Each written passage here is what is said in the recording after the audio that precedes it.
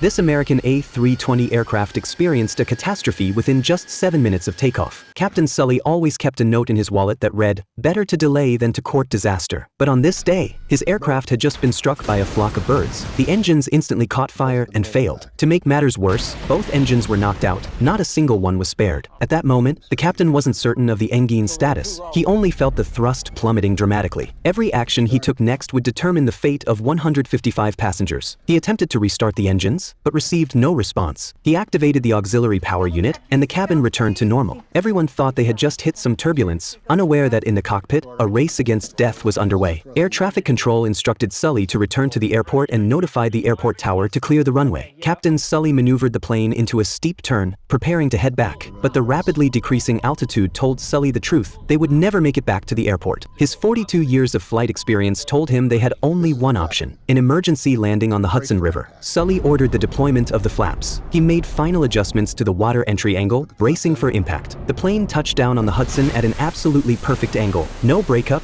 no capsizing. After gliding some distance, it came to a smooth stop in the middle of the river. All passengers were safely rescued onto boats. News outlets rushed to cover this aviation incident. As the man at the center of it all, Sully couldn't find peace even after boarding the rescue boat. He needed to know just one thing: whether all 155 people, including crew members, had been safely rescued. But what awaited Sully wasn't flowers and praise. It was an investigation and interrogation by the National Transportation Safety Board. The committee believed that at the time of the incident, one of the aircraft's engines hadn't completely lost power. In other words, Sully had enough time to land the plane on a nearby runway. But a captain with 42 years of experience would never mistake a single engine failure for a dual engine failure. The other engines simply hadn't been recovered yet. Until it was found, they could only rely on real-time air traffic control data for judgment. Regardless of whether there was remaining power, the committee maintained that ditching in the river wasn't the optimal choice. Sully knew in his heart that if he had chosen to return to the airport, the plane would likely have crashed into downtown New York, causing another disaster like the one in 2001. The committee conducted flight simulator tests. Under identical external conditions, 20 simulations all showed the aircraft had sufficient altitude and speed to successfully return to LaGuardia Airport. These results left Sully in disbelief. If Sully couldn't prove his innocence, not only would his flying career end, but he would also bear sole responsibility for this incident.